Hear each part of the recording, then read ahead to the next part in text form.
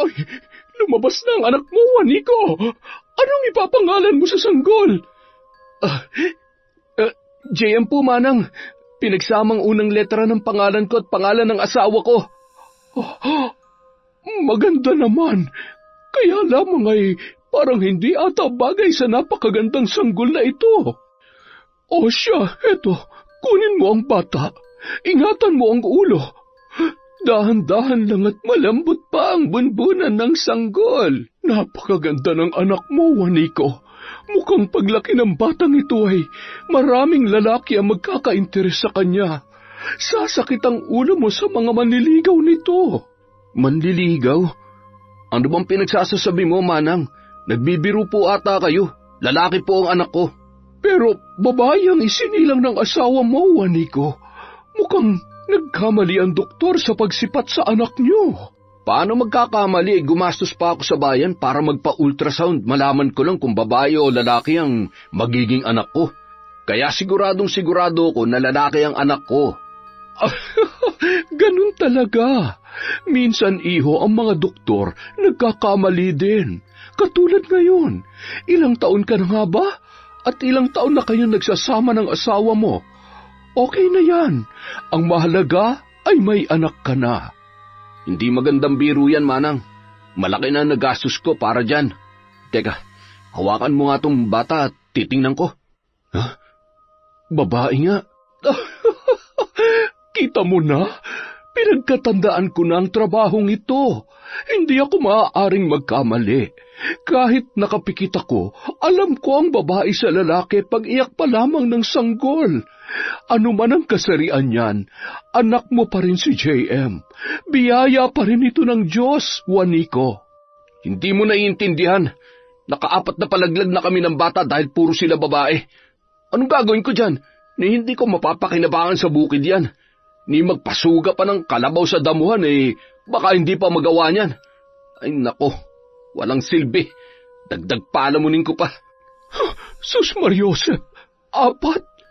Patawarin ka nawa ng Diyos sa pagkitil mo sa buhay ng sarili mong mga anak. Laman at dugo mo ang mga batang yon. Ano ang pumasok sa isip niyo mag-asawa? Wala kang pakialam. Buhay namin to. Kung gano'n ay, wala ka na rin naman magagawa at nandito na ito.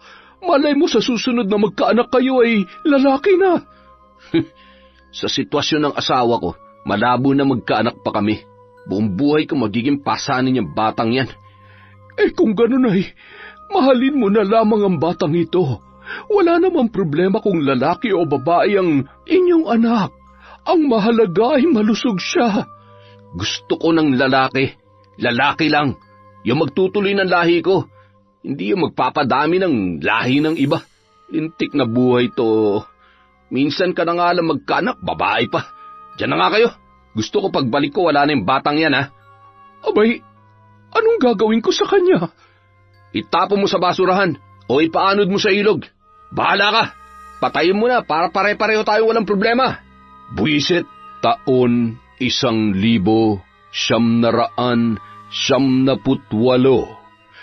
Kapis. Tatay, nanay, tingnan niyo po ang daming sapatos na pinaglumaang bigay ng teacher ko. Mabuti naman. Ang swerte mo talaga, anak. Naalala ka ng teacher mo. Tingnan ko nga. Bakit puro pambabae to? Alam ba ng teacher mong babae ka? Sinabi mo? Tatay, babae naman po talaga ako.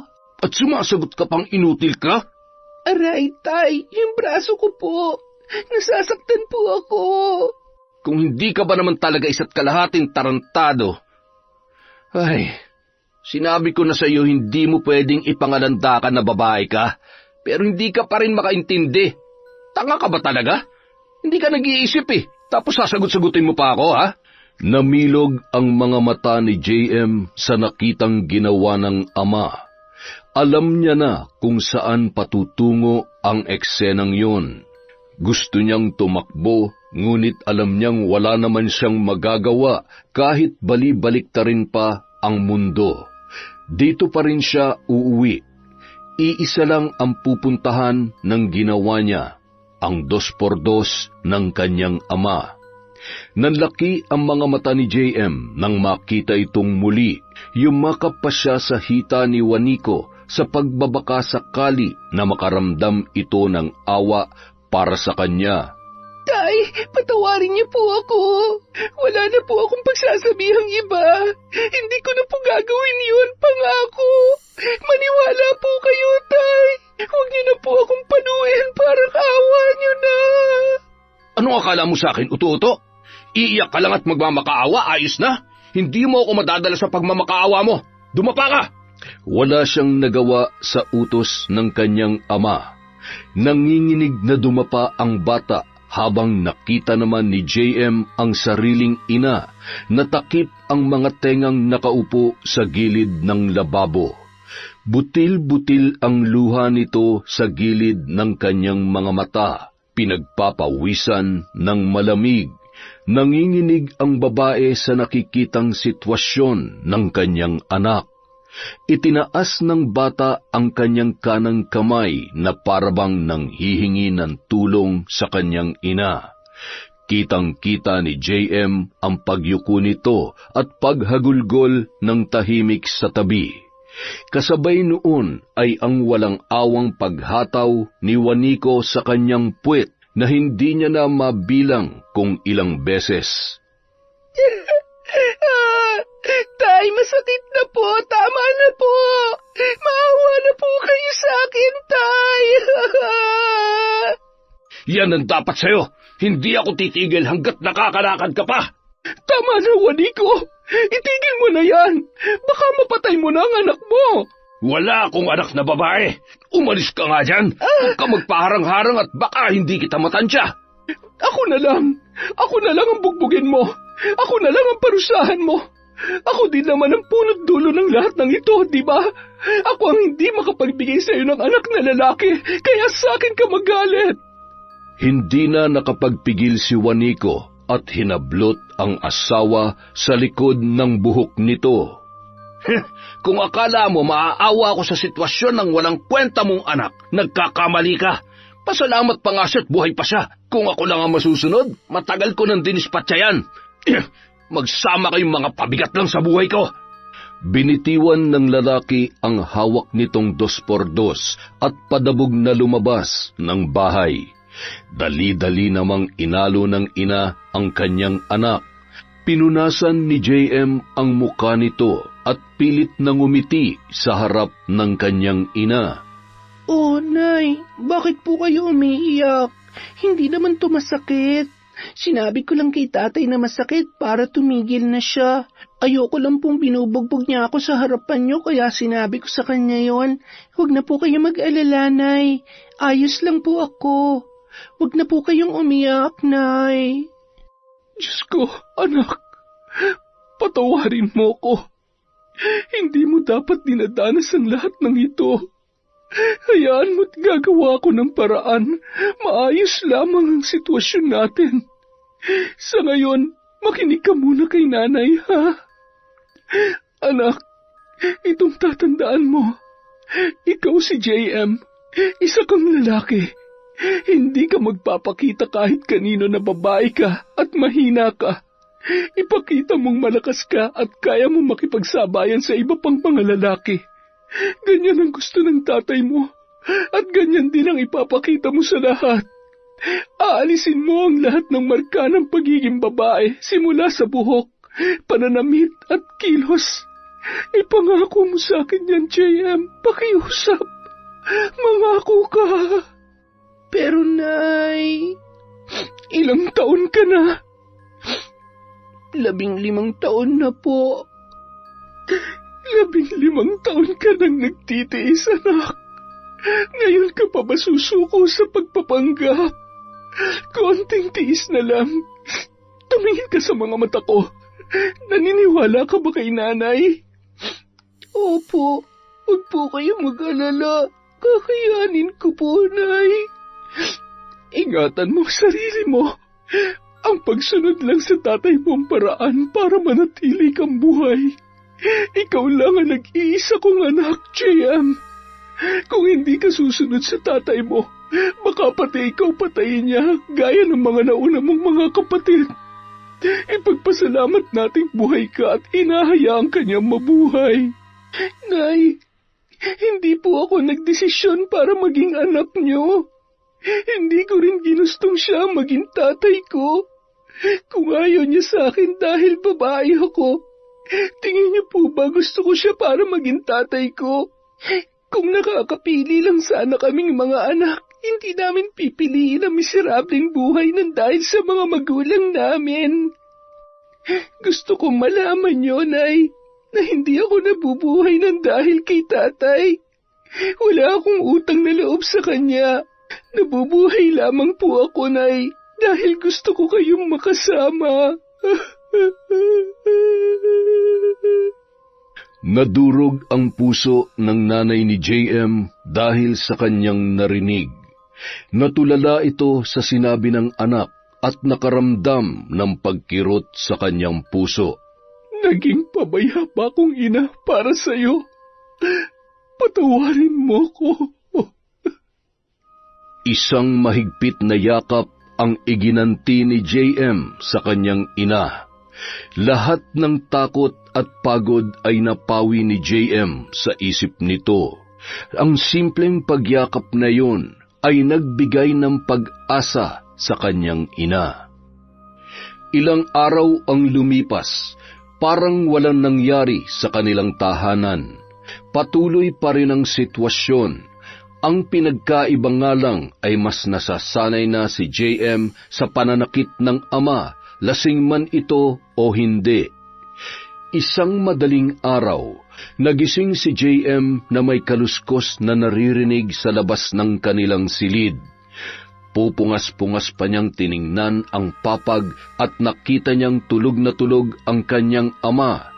Ngunit wala na sa tabi nito ang kanyang ina. Tumayo ang bata at dahan-dahan na tumungo sa kusina, ngunit wala roon ang babae. Pumunta siya sa likod bahay at doon niya nakita ang kanyang nanay. Nay, saan po kayo pupunta? Shh! Huwag ka maingay, anak. May dala po kayong bag. Lalayas po ba kayo? Iiwan niyo po ba ako? Sino may sabi na iiwan kita? Hindi ko gagawin sa iyo yon, anak. Saglit lang. Isasama kita. Sige po, Nay. Halika, pumasok ka sa loob at kunin mo ang mga gamit mo ng dahan-dahan. Pilitin mong huwag gumawa ng ingay, ha? Baka magising ang tatay mo. Hihintayin kita dito.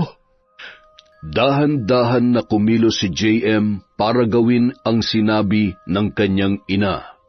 Masaya ito sa isipin na sa wakas ay makakaligtas na siya sa bagsik ng kanyang sariling ama. Maingat siyang kumilos sa loob ng bahay. Dahan-dahan niyang kinuha ang kanyang kaunting damit para ipasok sa loob ng plastic bag. Bago pa siya tuluyang lumabas ay tinitigan pa niya si Juanico. Hinalikan niya ito sa pisngi na ikinaingit naman ng ama matapos ng kanyang ginawa. Bumulong pa siya bago tuluyang lumabas ng bahay. Tay, mahal na mahal kita. Sana dumating ang panahon na matutunan niyo rin po akong mahalin. Pagkatapos noon, nagmamadali siyang lumabas at nakaramdam ng magkahalong kaba at takot nang makitang wala doon ang kanyang ina. Nay! Nay, nasan po kayo? Para siyang batang nababaliw na tumakbo ng tumakbo para habulin ang kanyang ina. Nakarating na siya sa kalsada, ngunit ni anino nito ay hindi niya makita. Malinis ang daanan at wala pang gaanong dumaraan. Madilim ang kapaligiran at ang liwanag ng pagbukang liwayway lamang ang naging dahilan para maaninag niya ang daanan. Puro gasgas na ang tuhod ng bata dahil sa pagtakbo at pagkakadapa nito. Nang mapagod ay parabang umalingaw-ngaw ang kanyang boses sa buong paligid. Nay, nasan ka na? Bakit mo ako iniwan? Nanay! Kinaumagahan, hindi matanggap ng ama niyang si Juanico ang paglalayas ng sarili niyang asawa. Kumalat na rin ang balibalitang may lalaki ito at tuluyan na siyang sumama doon.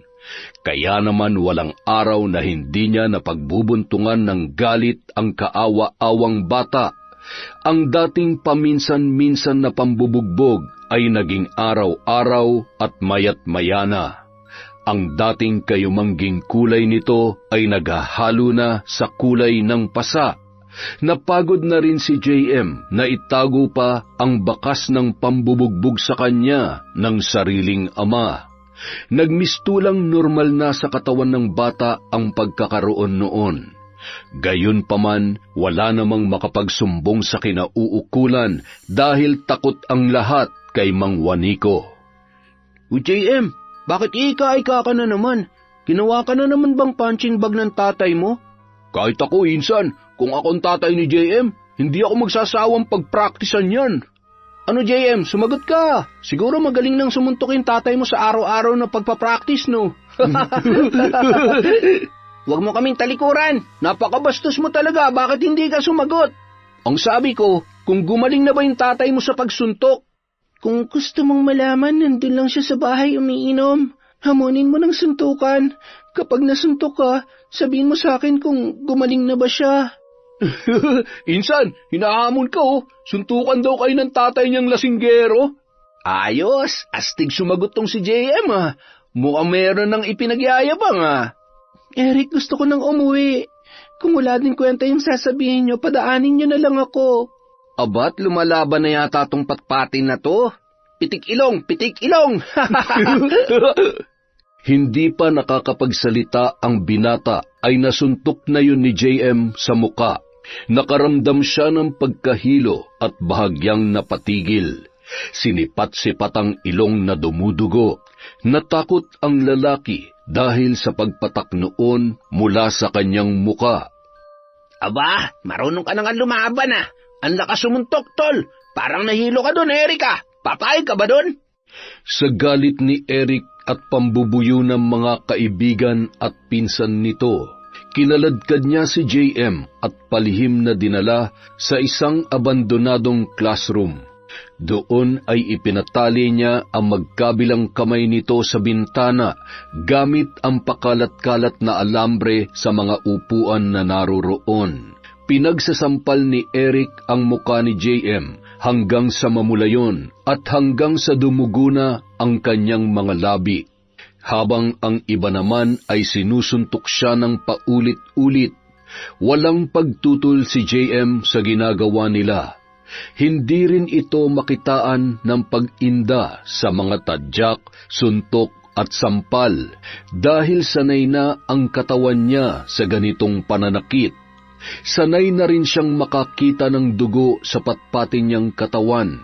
Dahil sa araw-araw na ginawa ng Diyos, ang tanging panalangin na lamang niya ay ang mamatay. Di ba may rugby ka sa bag? Ilabas mo nga. Bakit? Anong gagawin mo? Bibigyan ko lang ng leksyon tong Judas na to. Eric, mahal ang bili ko dito Kinupit ko pa to kay nanay. Magkano ba yan? Babayaran ko. Ilabas mo na. O eto, bago pa yan. Di pa yan nababawasan. Buksan mo at ibuhos mo yan sa ulo ni JM. Sayang naman. Sinisingot ko to paggabi. Di singutin mo habang nasa ulo niya. Maghihintay ka pa ba ng gabi kung pwede naman ngayon? Gawin mo na lang. Kung hindi, ikaw ipapalit ko dyan. At saka, bakit ka nagtitiis sa rugby? Ang baduy. Ang tatay ko, hepe, madami tayong makukulimbat na good items dun sa kwarto niya. Kung gusto mo, ikupit pa kita Hindi yung rugby yung pinagtsatsagaan mo dyan. Inubos na magkakabarkada ang isang bote ng rugby sa ulo ni JM. Kumalat yon sa buo niyang katawan. Nakaramdam si JM ng hapdi sa balat at init, ngunit tiniis niya lang yon. Ayaw niyang ipakitang nasasaktan siya sa ginagawa ng mga kalalakihan. Ang mga batang ito ay katulad din ng sarili niyang ama.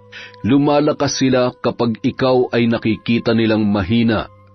Gusto niyang umiyak, ngunit wala nang tumutulong luha sa kanyang mga mata. Inabot sila ng ilang oras sa ganoong sitwasyon. Ikinalat nila ang rugby hanggang sa magdikit-dikit ang buhok ng batang si JM. Nang makita nilang namumuuna ang pandikit sa buong katawan nito, ay kumuha pa sila ng tubig kanal para ibuhos sa kanya. O yan, maligo ka. Ayos na ako, Eric. Uwi na tayo. Teka lang muna, hindi pa tayo tapos. Medyo madilim na. Hahanapin na tayo ng mga airpods natin. Yang si JM, wala naghahanap dyan. Wala namang magulang yan eh. Hubaran nyo yan. Oh?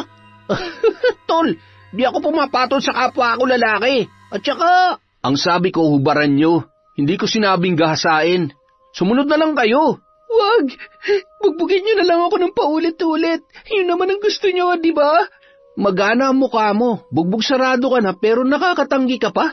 Kung hindi ka nakatali ngayon, baka nasuntok mo na naman ako sa mukha. Matapang ka din eh, no? Gusto ko malaman mo na masakit yung suntok mo at napakalakas ng loob mong kalabanin ng anak ng prinsipal ng eskwelahan na to. Gusto kong tumatak dyan sa maliit mong utak kung sino ang kinakalaban mo. Anak to ng prinsipal, boy. Tito ko hepe ng pulisya. Konting arte ko lang sa magulang ko, mapapatalsik ka na sa eskwelahan na to. Sige na, hubaran nyo na yan.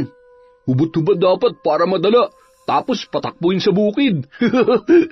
Hinaltak ng mga lalaki ang polong suot ni JM kahit nagpupumiglas pa yon. Nagtalsikan ang mga butones sa pagkakakalas ng damit at bumungad sa kanila ang suot na garter sa dibdib ng dalaga. Ito ang nagmimistulang pang-ipit ng batang babae sa lumalaki na niyang dibdib. Nandilat ang mga mata ng mga magkakabarkada sa kanilang nakita at nadiskubre. Babae ka pala? Napakapangit mo naman babae. At nagtawanan ang tatlong kalalakihan. Doon na tumulo ang luha na kanina pa pinipigilan ni JM. Hindi dahil sa sakit ng katawan na dala ng pambubugbog at hindi rin sa salitang hindi maganda tungkol sa kanyang itsura, kundi dahil sa nasira niyang pangako sa ina na iingatan niyang may ibang makaalam tungkol sa totoo niyang kasarian. Tomboy ka? Kaya pala wala kang Adam sa apple eh. Katawang lalaki, kilos at pananamit lalaki, boses lalaki. Peke lang pala ang lahat. Patingin nga ng ibaba mo. Nagparitoke ka ba? Hindi mo pa pinaganda. Itigil niyo yan. Ano bang pinaggagawa niyo dito? Mga walang hiya talaga kayong mga bata kayo ah. Hala, magsiuwi na kayo. Malaking pasasalamat ni JM sa pagdating ni Mang Andoy. Nang dahil sa kanya, hindi siya tuluyang nababoy ng mga kabataan. Si Mang Andoy ang janitor ng eskwelahan. Siya rin ang tatay ng kaibigan niyang si Tupe. Matikas ang pangangatawan nito at malaki ang boses. Kaya naman nagsitakbuhan ang magkakabarkada nang makita at narinig ang lalaki. Kitang-kita sa figura ng lalaki ang pagkaawa nang makita ang itsura ni JM. Nagmukha itong basang sisiw at masangsang ang amoy dala ng maitim na tubig kanal na ibinuhos sa kanya. Tinakpan ng bata ang sarili matapos tanggalin ang pagkakatali sa kanya. Yumuko ito at dahan-dahan na umalis na walang lumabas na kahit anong salita mula sa kanyang bibig. Nasipat niyang nandoon din ang kanyang kaibigan na si Tupe. Ramdam niya ang awang nararamdaman ng mga ito sa kanya habang lumalakad papalayo sa abandonadong classroom. Sinenyasan naman ni Mang Andoy ang anak na lapitan ang kanyang kaibigan. JM, gusto mo sa amin ka na muna tumuloy? Kailangan ko nang umuwi sa bahay. Baka hanapin ako ng tatay ko. Umaasa ka pa bang may pakialam sa iyong tatay mo? Hindi ka hanapin nun. Hindi ka naman mahal nun eh. Tila kinurot ang dibdib ng batang babae sa sinabing yon ng kanyang kaibigan. Alam niyang may katotohanan ang tinuran ni Tupe. Ngunit nagbabaka sakali pa siya na kahit papano ay may natitira pang konting pagmamahal sa kanya ang kanyang ama. Gusto kong mapag-isa. Salamat sa tulong.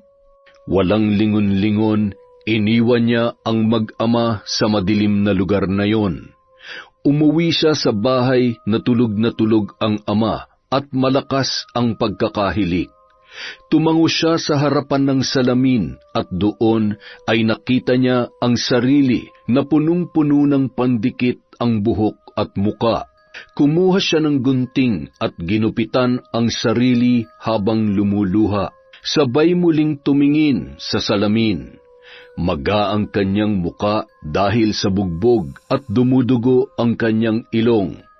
Wasak ang kanyang ngipin sa harapan at maliit ang kanang mata, dala ng suntok na tinamo niya sa 3 magkakabarkada. Pinilit niyang ngumiti sa harap ng salamin kahit awang-awa siya sa kanyang sarili.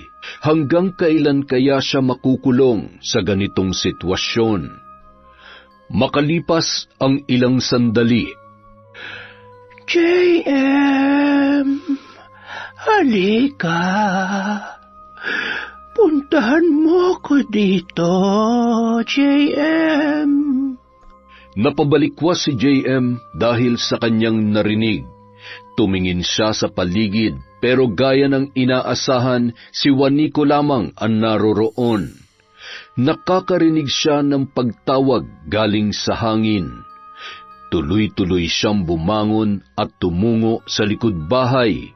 Ang tinig na kanyang naririnig ay mas lumalapit na sa kanyang tainga, mas malinaw at mas nakakakilabot. Matagal na kitang hinihintay. Ito na ang tamang panahon para makilala mo ang iyong sarili. Sino ka? Halika. Sumama ka sa akin, JM. Sabing sino ka? Huminto ang pag-ihip ng hangin at tila uminit ang buong paligid. May nakita siyang anino ng babae na parang nagtatago sa likod ng isang malaking puno. Kinuha niya ang isang patpat na nasa gilid at hinigpitan niya ang pagkakahawak dito. Lumabas ka dyan! Hindi mo ako matatakot! Magpakita ka! Napakaganda mong bata, JM. Kamukhang-kamukha mo ang iyong ina. Kilala mo ang nanay ko? Alam mo kung nasaan siya? Halika, sumama ka at tutulungan kitang makita kung nasaan siya. Sinundan niya ang babae na tila matagal niya nang nakita. Tumungo sila sa itaas ng kagubatan at huminto sa gitnang parte nito. Pinasok nila ang isang abandonadong kubo. May nakita siyang gasera at sinindihan yun. Inilibot niya ang kanyang paningin, ngunit hindi na niya muling nakita pa ang babaeng kasakasama niya kanina. Tahimik ang lugar at halatang matagal nang walang tao na naroroon sa dami ng agiw na hindi na naaalis. Patuloy siyang naglakad at nagulat na lamang nang bigla siyang natalisod. Kitang-kita ng 2 niyang mata ang isang bagay na nagbigay takot sa kanya. May patay! Kinaumagahan, dumami ang taong nakikiusyoso sa kubo na naroon at sa bangkay na natagpuan. May mga pulis na dumating at maraming mga tsismosa ang patuloy na nag-aabang ng bagong tsismis na maihahain.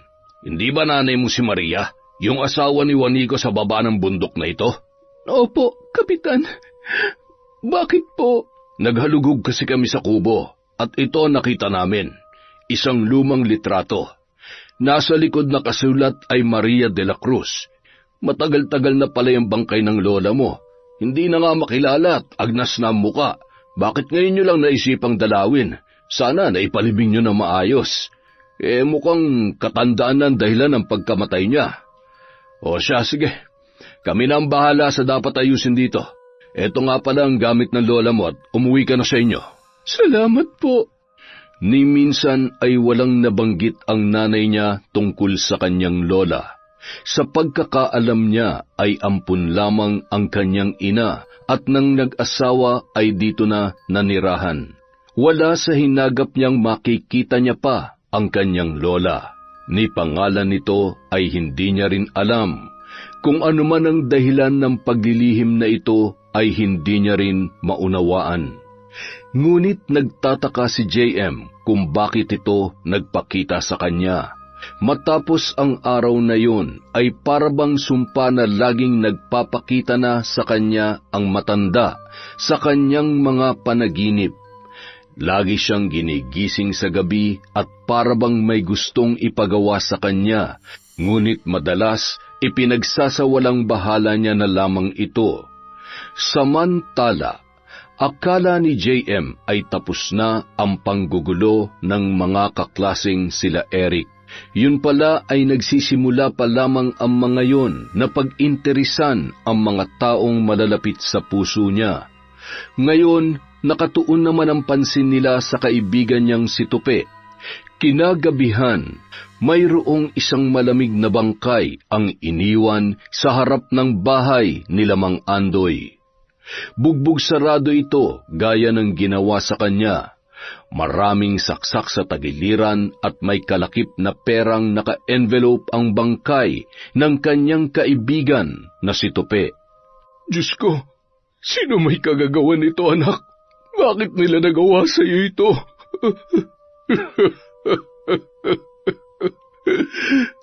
Nakikiramay po kami sa inyo, Mang Andoy. Alam ko po kung gaano kabigat ang nararamdaman nyo ngayon. Tanggapin nyo po itong abuloy namin. Sana'y makatulong sa inyo. Maraming salamat po. Sir, Principal, baka naman po maaari niyo ako matulungan. Hindi ba may kamag-anak kayong hepe ng pulisya? Walang problema. May nakita na ba kayong mga ebidensya na magtuturo sa mga pumatay? Marami na po, pati witness may nakuha na po kami. Gusto ko lang pong mas mapabilis ang kaso. Talaga? Eh, mabuti naman kung ganon. Tamang-tama at magkikita rin kami ng kapatid ko bukas. Kung ayos lamang sa'yo, ibigay mo na sa akin ang mga ebidensya para mapabilis ang kaso ng anak mo. Talaga po? Salamat naman po kung ganon. Tatanungin kong malaking utang na loob ito sa inyo, sir. Wala pa man din po maraming salamat na sa pagtulong ninyo sa amin.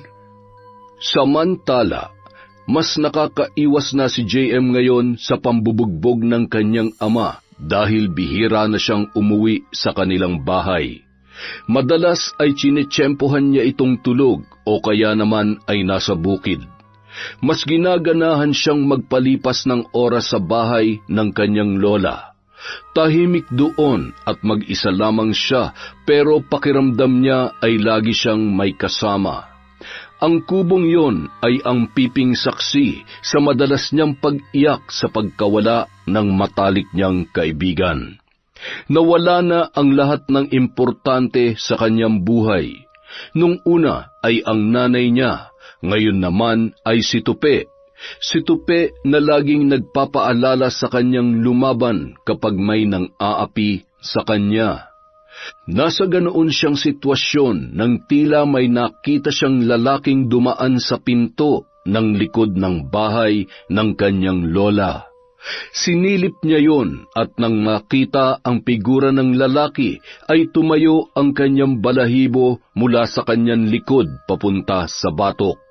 Pakiramdam ni JM ay tumayo lahat ng kanyang buhok at umangat ang kanyang ulo. Ilang beses siyang napakurap ng mata, ngunit hindi nawala ang kanyang nakikita. Si Tupe, sa nakikita niya ay buhay na buhay ito. Nakaharap sa kanya at malungkot na malungkot. Lumakad ito at sinundan niya. Dinala siya nito sa gitna ng bukid kung saan nagtatrabaho ang kanyang tatay. Baka makita ko ni tatay dito, Tupe. Ngunit walang pag-aalinlangan na tuloy-tuloy pa rin ang kaluluwa ng kaibigan. Pumasok sila sa loob ng kamalig at sumenya si Tupe na huwag siyang gagawa ng ingay. Doon ay parabang naulit ang lahat. Ipinakita ni Tupe kay JM ang buong detalye kung paano siya pinahirapan. Para ba siyang nakaharap sa isang napakalaking TV at nanonood ng drama na ni minsan ay hindi niya pinangarap makita. Maawa na kayo. Hinahanap na ako ng tatay ko. Kailangan ko nang umuwi. Yan ang nababagay sa'yo kasi pakialamero ka. Ang lakas pa ng loob mong lumaban sa akin. Pinagtanggol mo pa yung kaibigan mong tomboy. Hayaan niyo na si JM. Tigilan niyo na siya. Ano bang ginawa sa inyo ng kaibigan ko? Bakit? Ano ba meron kay JM, ha? Chicks mo ba siya? Ang hina naman ng taste mo, pre. Pero, pwede na rin. Pwede nang pagtyagaan. Kaya lang kasi, nandyan ka pa eh. Dakilang tagapagtanggol niya. Sagabal ka sa mga plano namin kasi lagi kang nakabuntot. Pero huwag ka mag-alala. Mauuna ka lang ng konti sa kaibigan mo. Susunod na rin siya sa'yo. Hintayin mo lang. Nagbasag ng bote ang pinsan ni Eric at walang awang sunod-sunod na isinaksak yon kay Tupe matapos magsalita. Napasinghap si JM sa nakita at tuloy-tuloy ang pagpatak ng kanyang luha sa lupa kasabay ng pag-agos ng dugo ng kaibigan mula sa kanyang tagiliran. Kitang-kita niyang bumagsak si Tupe habang nagtatamo ng higit sa 7 paulit-ulit na saksak. Nagtatawanan pa ang magkakabarkada na parabang hindi alintana ang kahayupang ginagawa. Sa isip niya, ang mga kaklaseng nakikita niya ngayon ay hindi na mga tao kundi mga demonyo. Isa-isang tinitigan ni JM ang bawat nandoon. 4 silang lahat, ang 2 ay watcher pa. Ang nasa loob ng kamalig ay si Eric at ang pinsan nito na anak na hepe ng pulis. Konti na lang at mamamatay na yan. Nandyan na ba yung mag-uuwi nito sa kanila? Eto na, naglalakad na sila papunta dito kasama ang papa mo. Halos matuliro si JM sa kanyang narinig. Alam ng prinsipal ang nangyaring yun. Hindi siya makapaniwala dahil sa kanyang nasaksihan, ngunit hindi lang pala doon nagtatapos ang lahat. Binugbog nyo na, pinatay nyo pa? Mga gunggong talaga kayo. Paano na ngayon yan? Ang usapan natin, gugulpihin nyo lang. Nanlaban papa eh.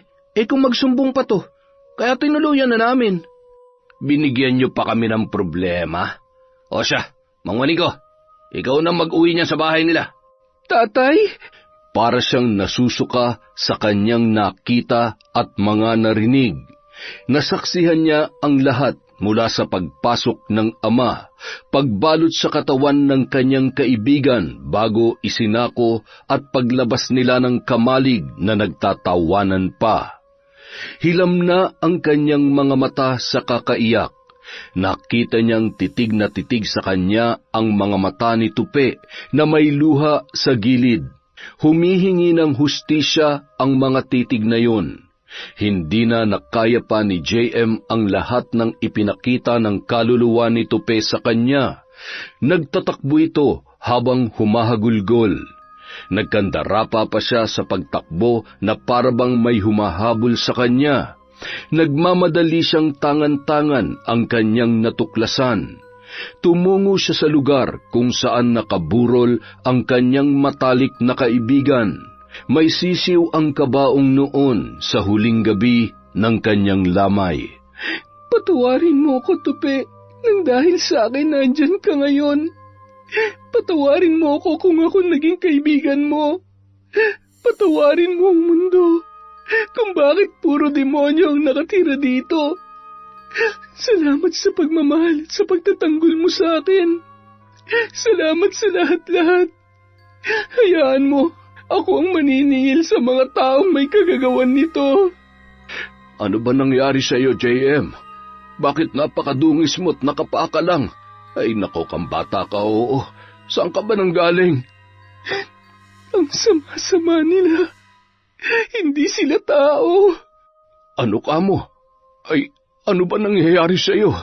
Ay, teka, ang init mong bata ka. Inaapoy ka ng lagnat. Kinabukasan, inilibing na ang kaibigan niyang si Tupe. Kitang-kita niya ang pagbabalat kayo ng lahat.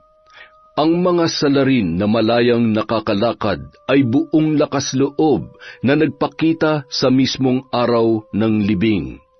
Wala din silang konsensya na nakikipag-usap pa kay Mang Andoy na para bang normal lang ang lahat. Ang kakapal na mukha ng mga taong ito. Saan sila kumukuha ng kapal ng apog na magpakita pa dito? Nakikipaglibing pa talaga sila. Alam kong ako na ang isusunod nyo. Uunahan ko kayo. May problema ka ba, Iha? Po, paano niyo po nalamang? Hindi na mahalaga yon. Tandaan mo, may solusyon ang lahat ng bagay. At madalas ang solusyon ay nasa iyo lamang, mga kamay. Hindi ko po kayo maintindihan. Tanggapin mo ang para sa'yo, JM. Harapin mo ang nakatadhana sa'yo. Ito lamang ang tanging paraan para makaligtas ka sa mga taong may masamang balak sa'yo. Hayaan mo kung pumasok sa katawan mo, Apo. Namilog ang mga mata ng bata sa kanyang narinig. Dumagundong din ang tibok ng kanyang puso. Naglaho ang matanda at naging maitim na usok na pumalibot sa katawan ni JM habang siya ay nakaupo. Nanlamig ang buo niyang katawan at parabang nauubusan na siya ng hangin. Unti-unti ay pumapasok sa ilong at bibig niya ang itim na usok na yon na nagbibigay sa kanya ng kaluwagan sa paghinga. Bumalik lang siya sa normal nang makapasok na ang lahat ng usok sa kanyang katawan. Ngayon, JM, hindi ka na nag-iisa. Isa ka nang ganap namang kukulam at ako na ang magiging gabay mo. Isa-isang tiningnan ni JM ang mga pumatay sa kanyang kaibigan. Si Eric, ang pinsan niya at ang mga barkada nito, ang prinsipal at ang kanyang ama na si Juanico. Ngayon hindi na siya natatakot pa. Lalaban na siya gaya ng ipinangako niya sa kanyang kaibigan. Nahuli siya ni Eric na nakatitig sa kanya. Ngumisi ito, kumindat at kumagatlabi pa sa harap ni JM. Namuo ang galit sa isipan ng dalaga pero imbis na ipakita yon ay nagbalik lang siya ng ngiti kay Eric. Sisimulan na natin ang laro ng tagu-taguan. Haharapin na kita ngayon, Eric. Demonyo laban sa demonyo. Ilang linggo ring hindi pumapasok si JM sa eskwelahan. Madalas ay tumatambay lang ito sa kubo ng kanyang lola. Ang akala ng iba ay gusto lamang niyang mapag-isa. Ang hindi nila alam ay nag-aaral na ito ng itim na mahika mula sa kanyang lola. Ngayon ay naiintindihan niya na kung bakit hindi niya ito nakilala noong siya ay bata pa. Gusto siyang iiwas ng kanyang ina para hindi siya matuto ng pangkukulam. Dumaan ang ilang kabilugan ng buwan para matuto siya ng orasyon, paghahanda para sa araw na kanyang pinakahihintay. Bumuo siya ng 6 na mga manika at dinasalan ang mga yon. Taimtim niyang binasa ang libro ng karunungan at ginawa niya isa-isa ang mga naroroon. Araw-gabi siyang nag-aaral ng orasyon at iba't ibang uri ng dasal. Kailangan niya ring protektahan ang kanyang sarili. Isang gabi, isinara niya ang pinto at bintana ng kubo at doon ay sinimulan niya ang lahat. Nagpakulo siya ng tubig at isa-isang binanlian ang mga manikang nakalagay sa kahoy na lamesa. Pagkatapos ay napangiti siya sa kanyang isipan dahil para sa kanya ay matatapos na ang kanyang problema. Kinaumagahan, sinubukan niyang pumasok sa eskwelahan. Pagkarating doon ay napakalawak ng kanyang pagkakangiti. Konting panahon na lang, Eric. Konting-konti na lang. Oh, JM, Mabuti naman at nakapasok ka na ulit. Ayos ka na ba? Napawi ang ngiti sa labi ni JM nang marinig ang boses na yon. Po? Oh, bakit parang nakakita ka ng multo? Namumutla ka. Tiningnan ng bata ang mga braso ng prinsipal at doon ay napansin niyang walang kahit na anong nangyari dito. Hindi tumalab ang kulam ko. Ano nangyari? Kulang pa po siguro ako sa tulog. Lagi ko po kasing naalalang kaibigan ko. Di ko pa po kasi matanggap na... Huwag na natin pag-usapan ng kaibigan mo. Malulungkot ka lang. May libreng pamerienda ngayon. Ang mabuti pa'y kumain ka muna. Hindi na po. Maraming salamat. Uy, classmate! Long time no see ah. Namiss kita. Baka gusto mong sumabay na sa amin pagpasok ng classroom. Hindi na, salamat. May pupuntahan pa pala ako. Mauna na ako. Ngumuso si Eric sa kanyang mga kaibigan para sundan si JM sa pupuntahan nito. Hindi kaya may alam na yan? Si JM pa? Imposible yan. Paano kung nagsabi si Juanico sa anak niya? Mas lalong imposible. Mas mukhang pero yung si Mang Juanico kaysa magpakadakilang ama sa anak niya. Bigyan mo lang ng pang-alak yun, gagawin ng lahat ng gusto mo. Siguraduhin mo lang, tiktikan nyo yan at mahirap na. Baka malusutan tayo ng mag-ama na yan. Sasabit tayong lahat dahil sa katarantaduhan nyo. Samantala, ilang beses na mataan ni JM na sinusundan siya ng mga barkada ni Eric. Hindi ito nagpapahalata na alam niya yon, kaya naman mas lalo siyang naging maingat. Gusto niyo talagang makipaglaro sa akin, ha? Kating-kati na kayong isunod ako kay Tupe. Pagbibigyan ko kayo. Hinayaan lang ni JM na sundan siya ng mga ito para iligaw. Handa siyang gumamit ng tagabulag at dinala niya ang mga yon sa kabilang kagubatan kung saan mas malaki ang tsansa nilang maligaw at mahirapan makauwi.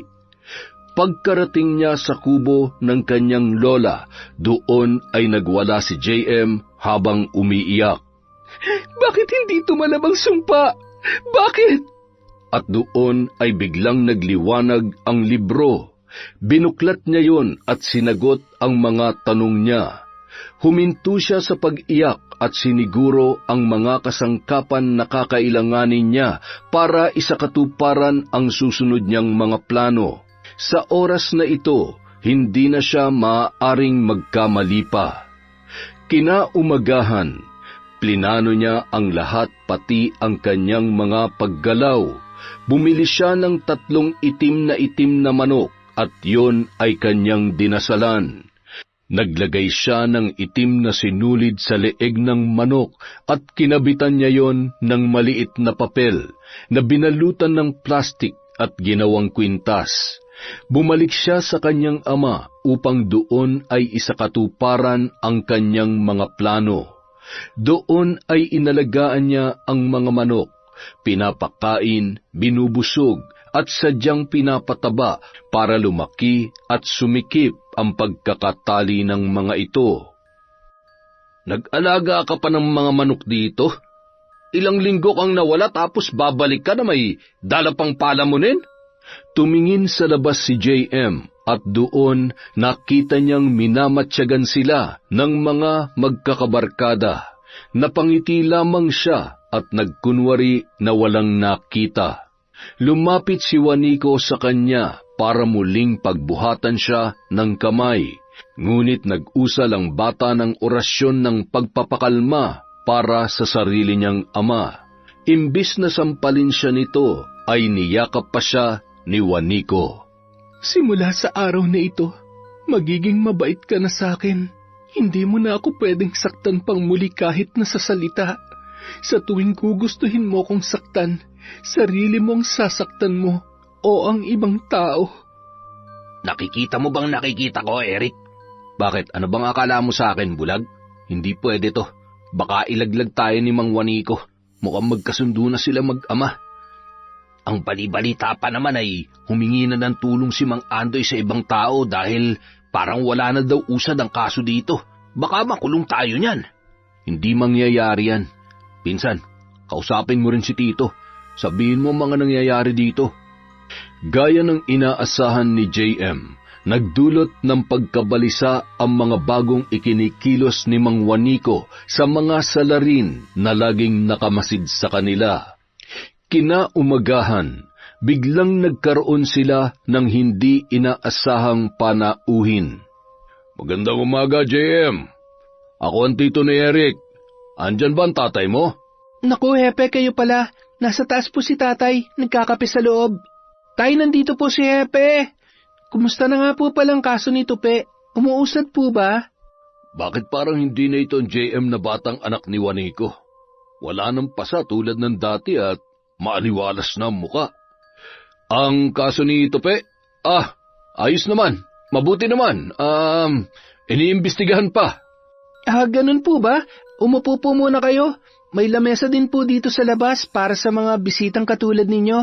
Hintayin nyo na lang po ang tatay at may ginagawa lang po siya siguro sa itaas. Kumusta na kayo ng tatay mo? Mabuti naman po. Medyo bumabait na po ang tatay. Mas nararamdaman ko po ang pagmamahal niya ngayon kesa noon. Wala namang magulang ang hindi nagmamahal sa anak.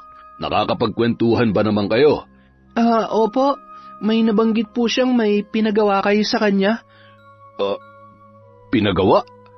Opo. Yung kamalig daw po kasi gusto niyong palagyan ng mga kabayo. Kaya yun daw po yung ginawa niya. Tama. Mukha namang walang alam ang bata sa krimen na ginawa nila. Buwang lang talaga tong kapatid ko sa kakaisip eh.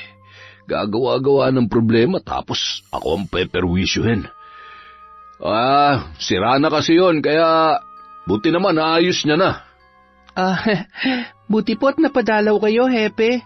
Meron po akong alagang manok. Eto po, mataba po ito at gusto na rin po itong katayin ni tatay. Aba, ang taba nga ng alaga mo Mukhang masarap i-adobo yan Tama po kayo, kaya yan po ang lulutuin ko ngayon. Masarap po ako mag-adobo at may alak dyan ng tatay. Mas maganda po mag-inuman kapag ka nagkukwentuhan. Wala namang kakaiba sa bata, maliban sa naging mas masayahin. Baka dahil hindi na siya nabubugbog ng tatay niya. Abay, mukhang maganda nga yan na isip mong yan, JM. Kaya lang, hindi po ako marunong magkatay ng manok eh. Pwede niyo po ba akong tulungan habang hinihintay natin si tatay? Sige na, Hepe. Kumagat ka sa pain ko. Abay, dyan ako magaling. Halika, tuturuan na rin kita. Ipinakita ni Hepe kay JM kung paano ang magkatay ng manok. Sa kayabangan nito ay inisa-isa pa niyang hinila ang mga balahibo kahit pakawag-kawag ang manok sa kamay niya. Palihim na napapangiti si JM sa ginagawa ng Hepe. At habang nagpapakitang gilas ang lalaki, nagkukunwari naman siyang manghang-mangha at pumapalakpak pa. Gigilitan mo muna ang leeg gaya nito, tapos patuluin mo ang dugo. Teka, bakit may tali ito sa leeg? Alaga ko po sila, kaya ginawan ko ng kwintas. Pwede nyo na pong putulin kung gusto ninyo. Kwintas? Kayo talagang mga bata kayo. Pati manok pinaglalaroan ninyo. May mainit ka bang tubig dyan? Meron po, bagong kulo po.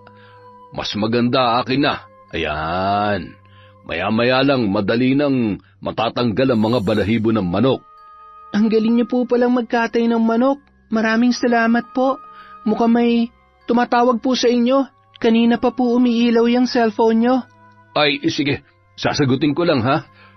Hello? Ano? Ano nangyari sa anak ko? Walang pagpapaalam, tumakbo palabas ng bahay ang Hepe at sumakay sa sasakyan pauwi sa kanilang bahay. Patay na ang kanyang anak, ang pinsan ni Eric, at ang kumitil sa buhay ng batang yon ay walang iba kundi ang sarili niyang ama. Ano, Hepe? Anong pakiramdam ng mamatayan ng anak? Isang mataas na aral ang kulam sa manok, Hepe. Kaya ko maghintay sa kamatayan yung lahat. Isa-isa man o sabay-sabay kayong lahat.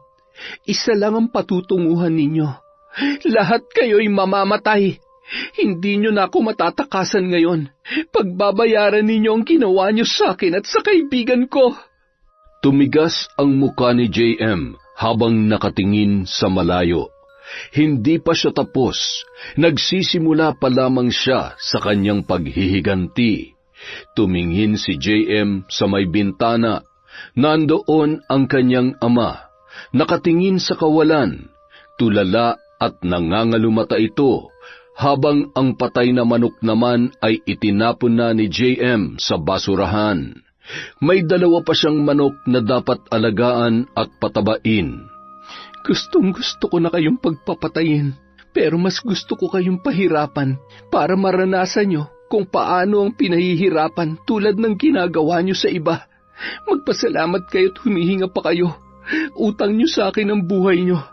Magpakasaya kayo, nalalapit na ang paniningil ko. Tuwing umaga, binubugahan ni JM ng usok ng sigarilyo ang isang manok, habang ang isa naman ay madalas na ipinahabol sa aso. Masaya siyang nakikita na halos hindi na magkanda-ugaga ang mga manok habang pinapahabol niya sa aso ng kapitbahay. Gusto niyang makita sa personal kung paano nga ba magkandirit ang hepe ng pulisya at ang pamangkin nito na si Eric. Magkagayon pa man, binubusog niya ito ng todo-todo para lalong mamilog ang katawan. Konti na lang, sumisikip na ang mga tali niyo sa leeg. Ano, nararamdaman niyo na ba, Eric? Hepe? Nabalitaan ni JM na nagpapabalik-balik na sa ospital si Eric dahil sa paninikip ng dibdib at pagsusuka ng dugo. Hindi malaman ng mga doktor kung saan nagmumula ang sakit na yon.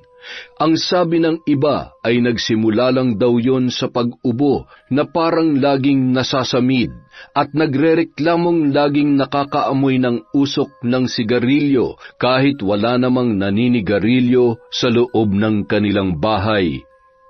Hindi ko na kaya. Parang hindi na ako makahinga, Papa. Ayoko na po. Ayoko na po mabuhay. Huwag mong sabihin yan. Ipapagamot kita. Dadalhin ka namin sa espesyalista. Bukas na bukas din ay uuwi tayo sa Maynila. Ipinagamot nila ng ipinagamot si Eric at dahil doon mas lalo lamang lumala ang kanyang karamdaman. Ilang araw pa, dahil sa patuloy na paglaki ng manok, nakikita na ni JM na hindi na magtatagal ang kanyang alaga. Ngunit gusto niya pang patagalin ng kaunti ang buhay ni Eric. Niluwagan niya ang pagkakatali sa leeg ng manok kaya nakaramdam ito ng kaluwagan sa paghinga. Hindi na rin ito sumusuka ng dugo dahil itinigil na rin niya ang pagbuga ng usok. Ilang linggo lang ay parang normal na naman ang kalagayan ni Eric. Nakikita pa ni JM na gumagala ito na parang hindi nagkasakit. Habang si Hepe naman ay napahinto sa pagtatrabaho, ang haka-haka ng iba ay na-stress daw ito sa pagkawala ng anak kaya laging may sakit. Lagi daw itong hapo at hirap huminga. Madalas daw ay kumakalabog ang kanyang dibdib, lalo na tuwing umaga. Habang patuloy namang pinapausukan ni JM ang 2 ginawa niyang manika tuwing kabilugan ng buwan, ito ay para maging balisa, makonsensya at umamin ang mga tao sa krimen na kanilang ginawa. Gusto kong umasa kang tatagal pa ang buhay mo. Magpakasaya ka lang dahil bilang na ang mga araw mo sa akin, Eric. Ilang araw pa ang lumipas, nagpalipad hangin si JM kay Eric. Bumalik din ang paninikip ng dibdib nito at pagsusuka ng dugo. Muling hinigpitan ni JM ang tali na nasa leeg ng manok. Hindi na natiis pa ni Eric ang mga bulong na kanyang naririnig. Nagtatakbo ito ng nagtatakbo na parang nasasaniban kung makasigaw. hanggang isang araw, nakita na lang siyang umakyat sa pinakatuktok ng eskwelahan. Nagsasayaw ito na parang may tama na sa pag-iisip. Tumalon mula roon at tumama ang ulo sa isang malaking bato. Mukhang sunod-sunod ang pagkamatay ng mga kabataan dito sa atin Magpinsan pang nadali. May sakit naman po kasi si Eric. Baka alam niyang nalalapit na siya kaya tinapos na lamang niya ang paghihirap niya. Ay, oo nga naman, may punto ka doon. Paano mo ipapaliwanag yung sa pinsan ni Eric? Wala naman sakit yun. Bigla na lamang namatay. Nagpakamatay din ho naman kasi yon. Paano nagpakamatay? Ano yon? Lahat sila nagpakamatay? At eto atin-atin lang, yung katulong dun sa kapatid ko. Nagtataka sila kasi ang lakas-lakas pa ng bata at naglaro pa nga daw bago pumasok ng palikuran. Isipin mo, namatay sa bathtub ba yun? Babad daw sa tubig. At eto pa nakapagtataka, kumukulo daw ang tubig ng madatnan nila. Di ba, hindi naman kumukulo ang tubig na mayayaman sa paliguan nila? Malay mo ba? Hindi ka naman mayaman. May bathtub ka ba? Wala, pero batya meron. Alam nating imposibleng kumulo ang tubig doon. Baka kwentong barbero lang yan para maipasok na naman yung haka-haka mong kinulam. Lagi ka na lang ganyan, puro kulam ang nasa isip mo. Keso, magkasakit lang, kinulam na. Ay nako, manahimik ka na nga labang dyan. Ayan pala si Andoy, Kasi darang ko yan. Malamang sa malamang, alam niya kung ano ang kulam sa hindi. Dahil dati dito, may malakas namang kukulam daw. Di ba, Andoy? Huwag mo akong ipahiya, magkababata tayo. Yun ba? Kitam, may alam si Andoy, kasi totoo yun. Dati na nangyayari dito ang pangkukulam. Matagal nang wala ang mangkukulam na yan dito. Tsaka isa pa, wala naman tayo dito. Tayo-tayo na lang magtuturuan pa ba? Oo nga, baka ikaw talaga ang mangkukulam. Nagtuturo ka lang ng iba. Aminin mo na, hindi kami magagalit. Ay, naku, puro kayo biro. Mukha ba ako mangkukulam? Maraming patayan na nangyayari dito. Si Tupe nga, namatay din, di ba? Dapat ko bang isisi sa kulam yon? Iba naman yung kaso mo, Andoy. Ayan kasi, isisi pa sa kulam. Naalala tuloy ni Mang Andoy si Tupe. Manong manahimik ka na lamang. Saglit pala. Mangungutang nga pala ako dito sa tindahan mo. Ano? Magsasara na ako? Eto naman, hindi na mabiro. Nako, sige na. Mang Andoy, ako nang humihingi ng pasensya dun Pero totoo ba? May malakas bang mangkukulam dito dati? Oo, kaya lamang nawala yun na parang bula. Paano nawala? Namatay ba? Yun daw ang pinakamalakas na mangkukulam, sabi ng nanay ko. Kilala daw siya sa pangalang Divina. Pero makalipas ang ilang taon, hindi naglaon nawala na lamang siyang parang bula. Bakit? Meron ba siyang nakalaban na albularyo? Antingero o manggagamot? Walang nakakatalo sa kanya. Ganun siya kalakas. Basta ang bali-balita dito, bigla na lamang siyang nagpakalayo-layo. Walang sino man na nakakaalam kung nasaan na siya.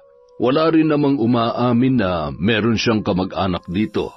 Baka daw kasi patayin ng taong bayan kapag nalaman nila na may dugong mangkukulam ang nananalaytay sa kanila. Bakit hindi naman lahat ng mangkukulam ay masama, hindi ba, Mang Andoy? Sa pagkakaalam ko, hindi siya masama.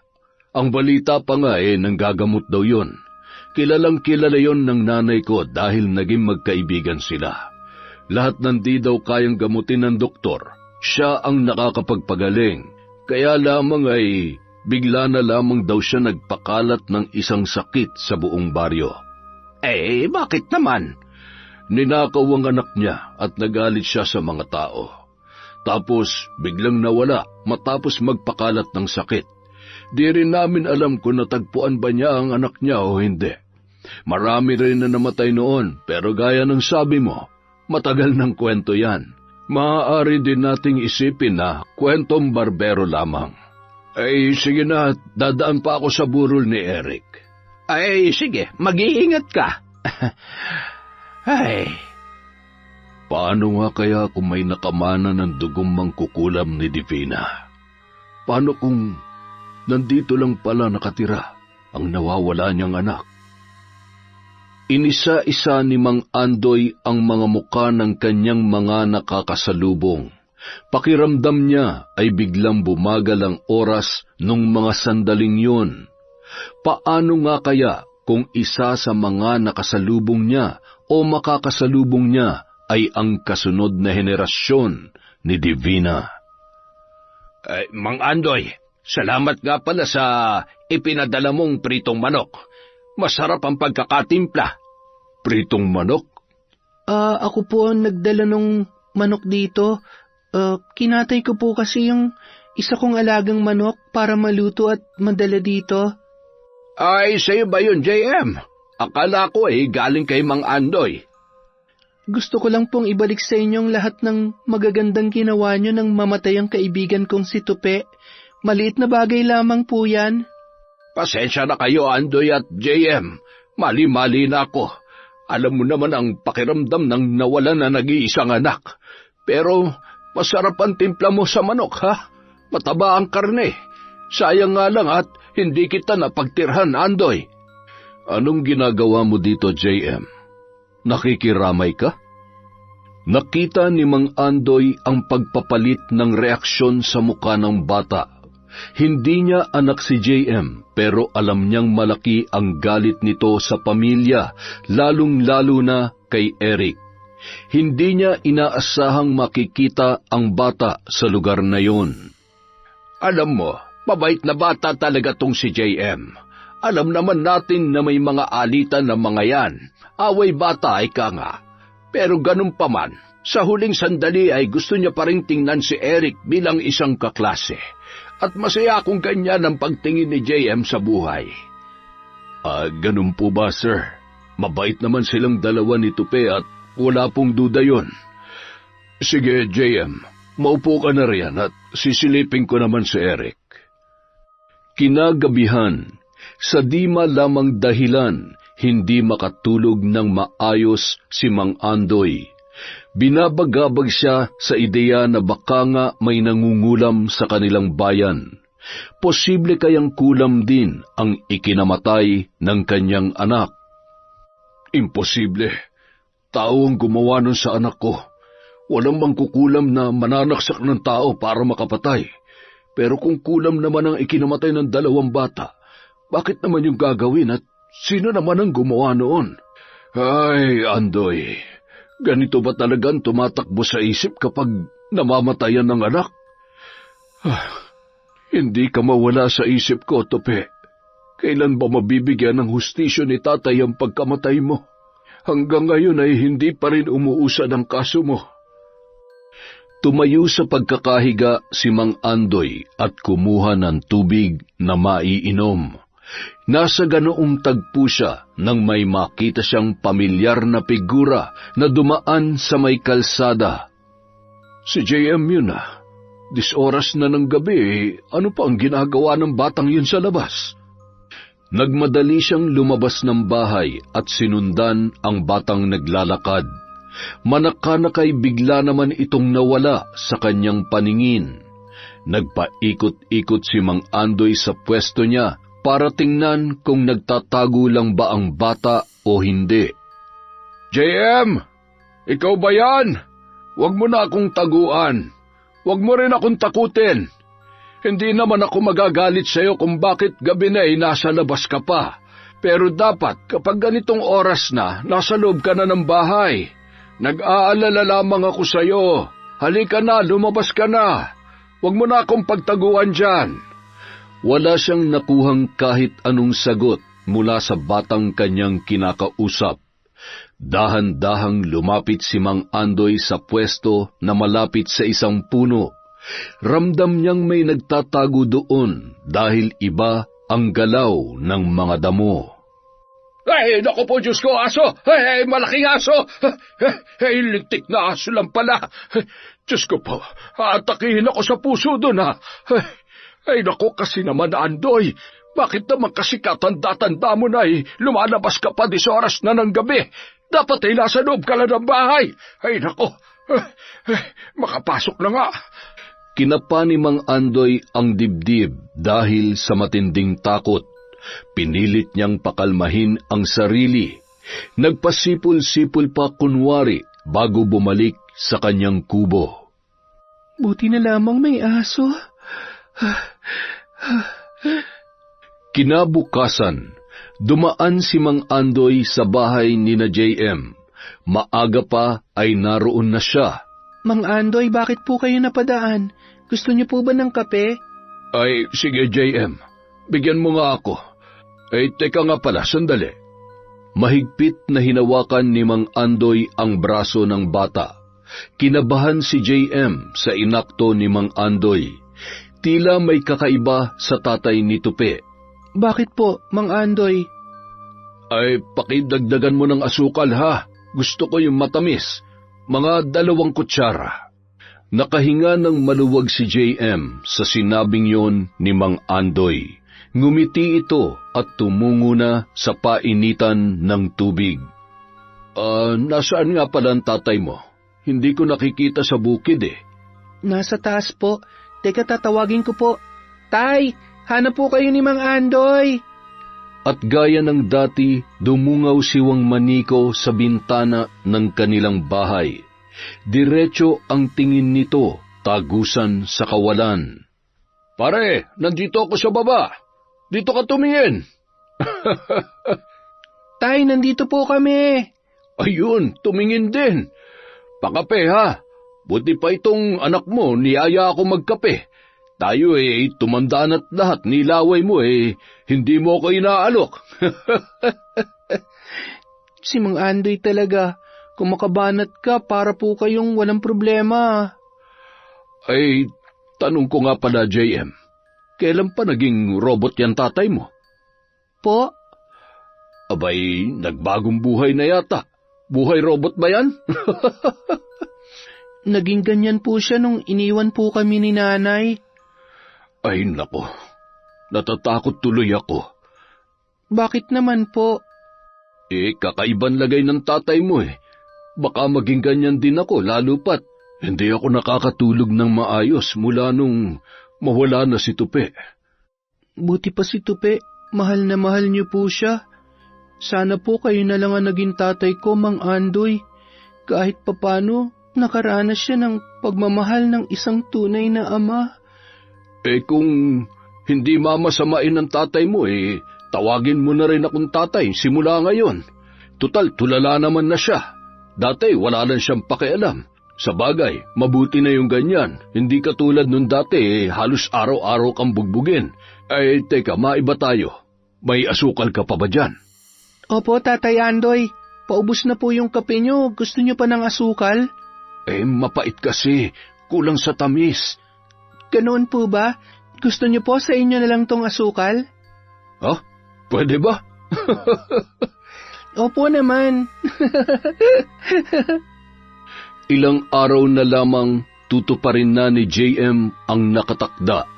Kailangan niya ng isakatuparan ang lahat ng kanyang plano. 4 na salarin na lamang ang natitira. Ang prinsipal, ang hepe, ang kaibigan ni Eric at ang kanyang ama. Matapos yon ay alam niyang mabibigyan niya na ng hustisya ang pagkamatay ng matalik niyang kaibigan. Binulungan niya ang mga manikang kargado ng orasyon. Sa 2 araw mula ngayon, susuko na kayo sa mga alagad ng batas. Ibubuko niyo na ang lahat ng kahiyupan na ginawa niyo sa lahat ng mga naging biktima niyo, lalong-lalo na kay Tupe. Hinipan niya ang mga yon. Matapos ay pinausukan ng paulit-ulit habang nasa ibabaw ng mga kandila. Kahit kailan wala talaga kayong ibang alam gawin, kundi saktan at apakapakan ng mahihinang katulad namin. Kung umasta kayo at kumitil ng buhay ng iba'y parang kayo lang ang anak ng Diyos, simula ngayon hindi nyo na magagawa yan. Simula sa araw na ito, hindi na kayo patatahimikin ng inyong mga konsensya. Bibigyan niyo ng hustisya ang pagkamatay ni Tupe. Kinaumagahan, maaga pa lang ay kinalampag na siya ni Mang Andoy sa kanilang bahay. Dali-dali siyang isinama nito sa barangay. Ano pong meron, Tatay Andoy? Ano pong meron, Tatay Andoy? Ipinapatawag tayo sa barangay. Magmadali ka. May umamin na raw sa pagkamatay ni Tupe. Lihim na natuwa si JM dahil sa kanyang narinig. Sa wakas ay matatapos niya na ang mga dapat niyang tapusin. Talaga po? Oo anak, dininig na ng Diyos ang panalangin ko. Mabibigyan na ng hustisya ang nangyari kay Tupe. Nang dumating sa barangay si Mang Andoy ay wala na itong ginawa kundi umiyak ng umiyak. Lalo na nang makita ang mga tetestigo sa kaso ng anak. Nandoon ang dalawang kaibigan ni Eric at umaamin sa kasalanan na ginawa nila ng sama-sama. Detalyado nilang ikinuwento kung paano at saan nila yon ginawa. Tumuloy sila sa presinto at doon ay hinuli na ng mga pulis ang mga nasasangkot sa kaso. Hindi na kaya pang marinig ni Mang Andoy ang lahat. Akala niya ay maluwag niyang matatanggap ang katotohanan sa pag-amin ng mga salarin, ngunit hindi pala yon ganoon kadali. Hindi na niya mapigil pa ang sarili nang makita ang prinsipal at si Mang Juanico. Nasuntok niya ang mga yon sa muka. Mga hayop kayo! Hindi kayo tao! Mga demonyo kayo! Inalisan niyo ng karapatang mabuhay ang anak ko! Napakabuting bata ang pinatay niyo! Maayos kong pinalaki, inalagaan, pinrotektahan para lamang abusuhin ang mga katulad niyong mga walang puso! Anong ginawa sa inyo ng anak ko para patayin niyo siya? At anong ginawa niyong pagpapalaki sa mga anak niyo para gawin ito sa iba? Sabihin niyo, magpaliwanag kayo. Baka sakaling maintindihan ko. Ipaliwanag niyo sa akin. Baka sakaling maunawaan ko. Mga magulang din kayo, bakit niyo to nagawa sa anak ko? Tupe, anak ko. Patawarin mo ko kung wala ang tatay sa tabi mo noong mga oras na kailangan mo ko. Ay, Diyos ko, anong kasalanan ko? Bakit kaagad niyong binawi sa akin ang anak ko? Bakit sa ganitong pamamaraan pa? Bakit? Hindi malaman ni JM kung paano sisimulang kausapin si Tatay Andoy. Alam niya ang sakit na nararamdaman nito dahil sa pagkawala ni Tupe.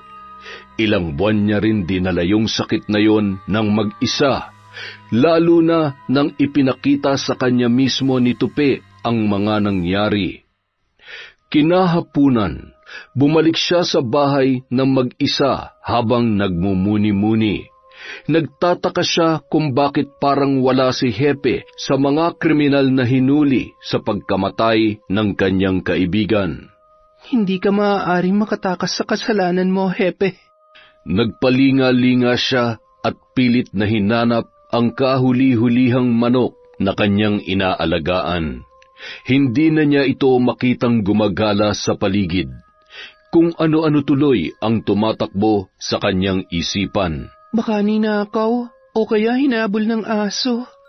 Oh, JM, hinahanap mo ba ang alaga mong manok? Opo. Kanina ko pa nga po hinahanap eh. Nakita niyo po ba, Manong? Ay, oo, nasa amin. Nung kasing hinuli ang tatay mo, yung manok mo ang pinagbuntunan niya ng galit. Ay, pinagsisipa. Parang harang daw kasi sa daraanan niya. Nung palis na sila, tinadyakan niya ng napakalakas. Ay, nako, kawawa yung alaga mo. Ayun, mukhang naghihingalo na. Hindi ko alam kung mabubuhay pa yon. Ganun po ba? Oo nga pala. Nawala na nga pala ang bisa ng ginawa ko kay tatay. Kaya bumalik na naman siya sa ugali niya. Kung nagkataon nakasama ko pa siya dito nung mawala ang bisa nun, siguradong may black eye na naman ako. Ay, siya nga pala, JM. Gusto mo ba iluto ko na lamang yung manok mo? Sigurado naman na mamamatay na yon. Ititinolak ko tapos bibigyan na lamang kita. Sige po, sa inyo na. Huwag niyo na po akong bigyan. Nang pumasok sa loob ang kapitbahay, gumuhit ang malawak na ngiti sa muka ni JM. Makalipas ang ilang sandali, narinig niya ang pagputak ng manok na ginigilitan ang leeg. Ilang sandali pa, napahandusay si JM sa lupa. Nahihirapan siyang huminga at unti-unting lumabas ang napakaraming kulay itim na usok mula sa kanyang ilong, bibig at tainga. Pagkatapos noon ay bigla na lamang siyang nawalan ng malay. Kinabukasan, natagpuan na lamang napatay ang hepe sa loob ng kanyang sasakyan.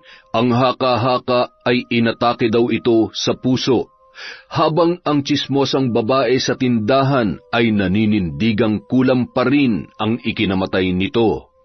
Ang prinsipal at ang kanyang ama na si Juanico ay nananatiling nakakulong, nasintensyahan sila ng habang buhay.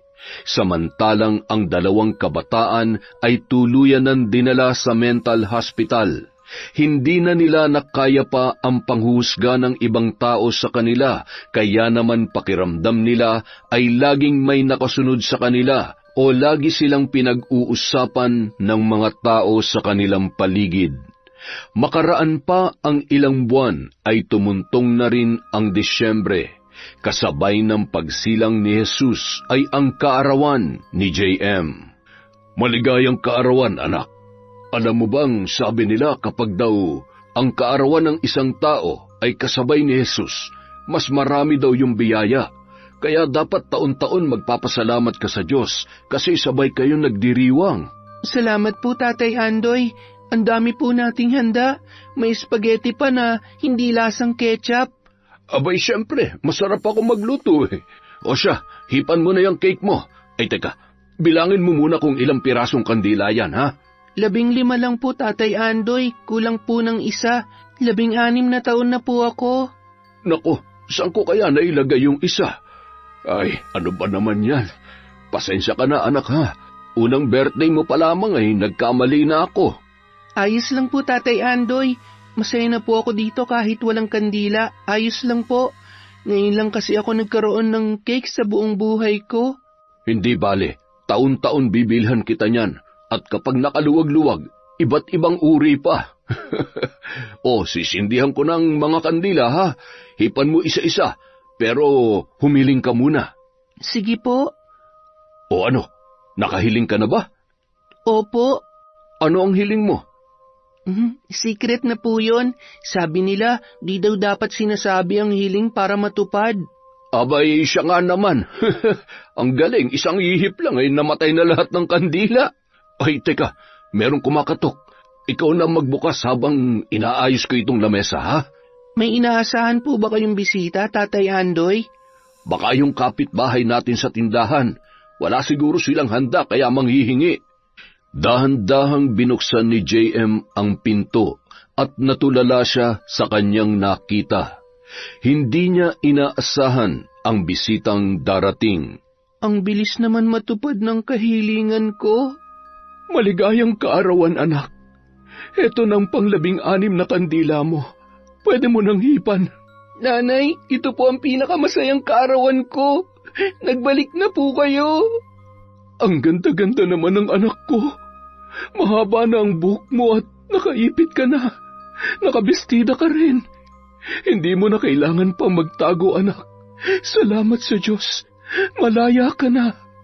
Yumakap ng mahigpit si JM sa kanyang ina. Mula roon ay nakita din niya ang isang matanda at isang batang lalaki na naglalakad. Humarap yun sa kanya. Sumilay ang ngiti ni Tupi nang magtama ang kanilang mga paningin. Kumakaway ito sa kanya ng pamamaalam. Samantala ang matanda naman, sinulyapan siya at ngumiti. Salamat. Salamat sa inyong dalawa. Hanggang sa muli nating pagkikita. Oy, halina kayong mag-ina't lalamig ng pagkain. Lahat yan niluto ko, kaya walang magrereklamo sa lasa, ha? Tatay Andoy, ang tamis ng spaghetti. Ano to, dessert? Sabi nang walang magrereklamo eh. Sa tuwing matapos akong magkwento ng ganitong mga pangyayari, napapahinto rin ako sandali. Napapaisip kung baka nga ba, sa pagitan ng liwanag at dilim, May mga hiwagang patuloy na umiiral, mga bagay na hindi kayang ipaliwanag ng mata at isip ng tao. Pero gaano man kalaki ang mundong ito, at gaano man kadami ang mga kababalaghang naririnig natin, ang pinakamahalaga pa rin ay manatili tayong may mabuting puso at matatag na loob. Maaaring dumarating ang masasamang pangyayari sa mabubuting tao. Pero ang kabutihan, hinding-hindi yan nasasayang. Maraming salamat sa inyong lahat sa pananatili hanggang dulo ng kwento. Bawat isa sa inyo ay maaaring may iba't ibang mapulot. Pero kung kahit papaano ay napaisip ka, o kahit simpleng naaliw ka pagkatapos ng isang nakakapagod na araw, sapat na yun para sa akin. Nais kong batiin ka, at lahat ng nanunood ngayon, ng kapayapaan at kalusugan. Sana ligtas ka sa bawat biyahe. At sana mainit ang pagtanggap ng tahanan pag-uwi mo. Kapag masyadong mabigat ang mga araw, huwag mong kalimutang magpahinga at alagaan ang sarili dahil ang kalusugan. Walang pwedeng humawak niyan para sa atin. Ang audio na ito ay sininthesis gamit ang teknolohiyang AI mula sa VB-Tuldok VN. At kung kagabi ka nang umuwi mula sa trabaho, o nakahiga ka ngayon habang nakikinig, naway maging mahimbing ang tulog mo. Sana walang bangungot, walang pagod, walang bigat na sumama sa iyo hanggang sa panaginip. Maraming salamat sa tuloy-tuloy na suporta. Hanggang sa muli, kita-kits sa susunod na mga video.